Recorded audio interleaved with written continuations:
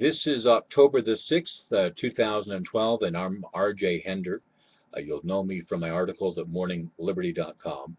And this is my initial YouTube broadcast, so thanks for joining me. You will hear more broadcasts from me here through YouTube. So as we get started, I guess in 1983, 1984, I was warned by a friend of mine who was leaving the media, and he said, RJ, don't you go in there. Don't you go in to the media. You see, I was just getting started in the radio business. He said that he had been a reporter for years, and he found that when he turned in articles after doing the research, going out and gathering the information, the who, what, when, where, why, that editors and owners of media property would not allow him to speak the truth. He said that there are editors in place who would even take the who, what, when, where, why and change it to the degree that the story wouldn't even be the same.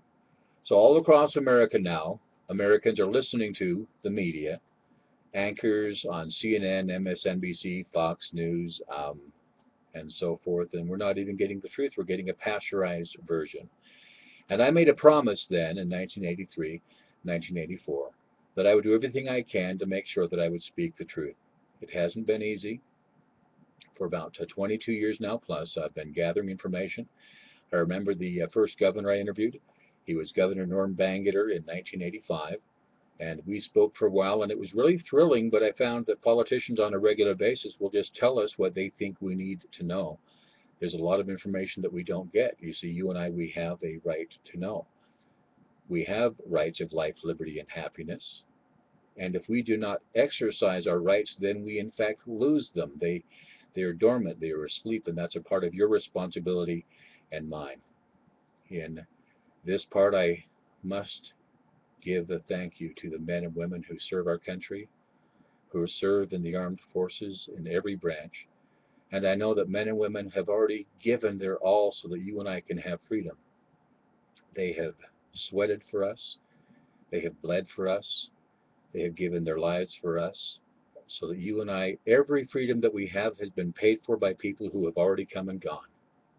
We have a responsibility to them. We have a responsibility to the generations in front of us to make sure that they will have life, liberty, and an opportunity for happiness. And if we do not do our duty, you see, that's the real problem now. What will they say of us? Can you feel it? Can you feel the responsibility upon your shoulders and upon my shoulders that rests to make sure that your children and my children and their children will have the opportunity for freedom in this country? It's huge. America needs founding fathers now. America needs founding mothers now. Back in 1776, we needed founding fathers. We needed founding mothers. We need founding fathers now, no less than we did in 1776. We need founding mothers all across this country, just men and women who will stand every day for freedom. Men and women who will open their mouths and share with their neighbors, who will help wake Americans up to the slave condition that we are now in. And to this degree, I have dedicated my life. And my website, morningliberty.com, is dedicated to this purpose. My radio program in the mornings, now originating from themicroeffect.com. Go there and listen every morning, Monday through Friday, Pacific time from 7 a.m. to 9 a.m.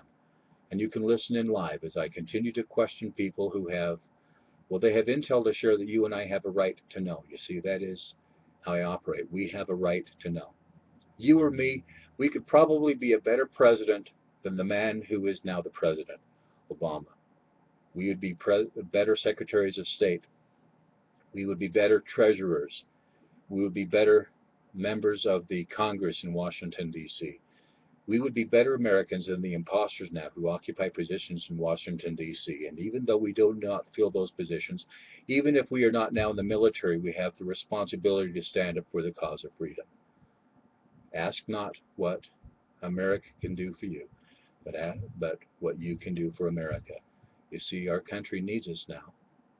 And I invite you to join me in a journey as I share from YouTube the issues that matter in our country. I will shine the light on the darkness, and I will stand up for the cause of freedom. And I invite you to join me. My journey began in 1960 on October the 9th when I was born. My father was serving in the Coast Guard, so I was born there in Seattle in a military base in 1960. Later, he was stationed in San Francisco, and I remember even in kindergarten watching from our home up on the hill. I saw the Pacific Ocean every day, and it was just beautiful. I love that part of our country. My family later moved to Boston as he was stationed later in the Boston area. That's where he met my mother, in the Wilmington area. And I remember in 5th grade, I had the opportunity to go down and see Plymouth and the Plymouth Rock. And I found that members of my family came to this country in 1620 on that Mayflower ship, and they brought their women with them. You see, they came here for the cause of freedom. And as I have moved across this country, as my father has been stationed in many locations, people would ask me, "Where are you from? Where do you come from?" And it made me cry because I didn't know. I didn't know where I was from. I didn't know where my roots were. And I remember learning at a field trip as we went to Plymouth that William Brewster, Richard Warren, and there's another man that is a forefather of mine that I am a descendant of. And everything I am is in huge part because of who they were. And my mother, her mother, was a descendant from Chief Massasoit and his people who met the Pilgrims, and they worked together for years. For at least 3 generations, they were at peace with each other and helped each other for the cause of freedom. Later, I have had the opportunity to live in Montana, to be up in Alaska, to go down to Mexico, and even here in Utah, where my World Broadcast Center is. That's what this is, this World Broadcast Center. And on the walls in this room is research that I have gathered for years. Documentaries that haven't been put in a book yet, video presentations, presentations on VHS as well as books, and research work that friends of mine have done for years and years. And I love that I get to share that intel with you. So check out the website, morningliberty.com. Check out my radio broadcast as well. And you'll find that you and I, the questions that we ask really matter. We will not find the right answers unless we ask the right questions. That's your job and my job. And if somebody tells you to shut up, slap him. From the pulpits, it's outrageous on a regular basis. There are people in this country who tell us that thinking has been done, just do as you're told. And if you ever hear somebody tell you that to you, reach up and slap him for me. Okay? We have a right to speak. We have a right to ask these questions. We have a right to stand up for the cause of freedom. And there are so many aspects that you and I are being attacked from these days. You and I both know with the attack on the World Trade Center that there were people who knew ahead of time that it was going to happen in 2001. We know that millions and millions were spent to fund the operation. We know that years and years were taken to plan and prepare. We know that hundreds, if not thousands, of people knew ahead of time that this was going to take place, including the BBC reporter who had her script ready, and she knew Building 7 was going to fall before it fell. Evidence is all over the place of a cabal that has taken over this country, that has taken over the banking system. And if they are continued to run loose in this country, we are in real trouble. So we have been told for years and years that this year, 2012, we will see the end of the world, and don't believe it for a minute. Don't believe it. It will be the end for some people. It is just the beginning for others of us. The question is, you and I have 24 hours a day. What will we do with our 24 hours? What will you do with your day? Because it is difficult to speak the truth, and people tell you wherever you go, you can't say that.